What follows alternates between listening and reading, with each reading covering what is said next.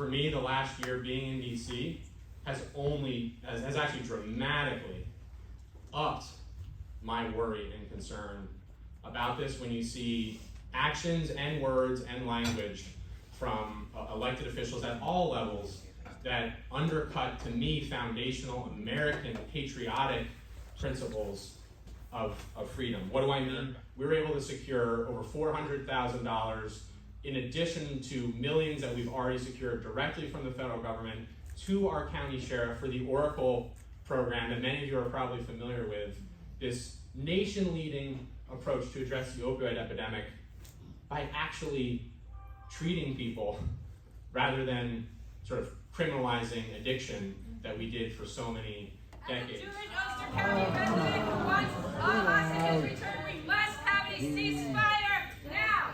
Ceasefire now, because we care about innocent human lives. All lives are sacred. The thing that's really on my mind that I want to reflect on as we come into this year, and frankly this moment, is trust.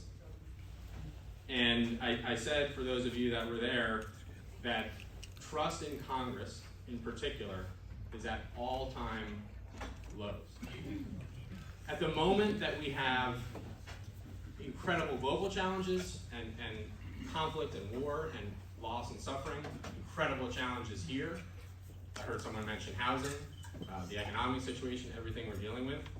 The very institution that our founders envisioned solving those problems is only trusted by 9% of the American people. That is what we have to fix. That. Pat Ryan, you can't hide. You're committing genocide. From the river to the sea, Palestine will be free. From the river to the sea, Palestine will be free. And I'm definitely not hiding. It's right here.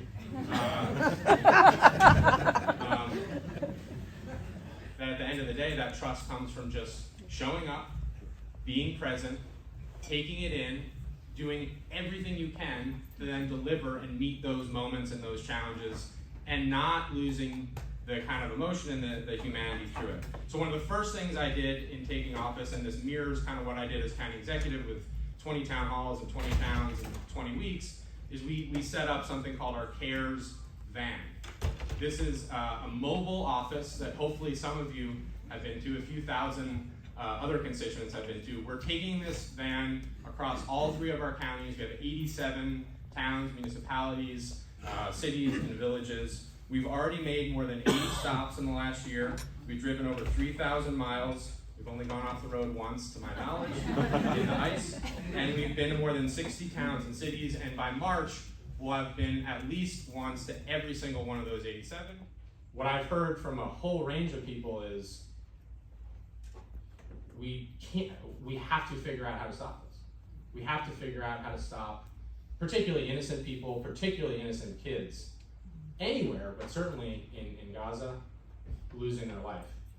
And I think it's important to say out loud that I absolutely share that view, that imperative, that urgency. Many know who have studied the region, lived in the region, been in the region.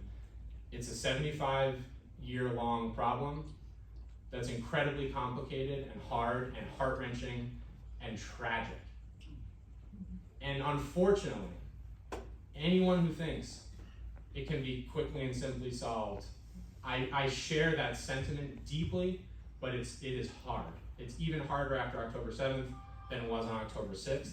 And so I have outlined, and if you want to see it and talk about it, a detailed sort of 7-piece plan that I think gets us to not only immediate peace and cessation of violence, but a lasting and durable peace that, by the way, has to include explicitly a 2-state solution. And what that means is a state for the people of Israel and a state for the Palestinian people. That has to be the goal. The worry that I have and the real challenge we have, that is what the predominance of people in Israel want, is what the predominance of Palestinian people want. But right now we have leaders in both sides, Hamas in one case, and Netanyahu in the other, who increasingly do not want that. And I do hear the voices of people that feel that sadness and anger and growing frustration that we haven't been able to solve it. So.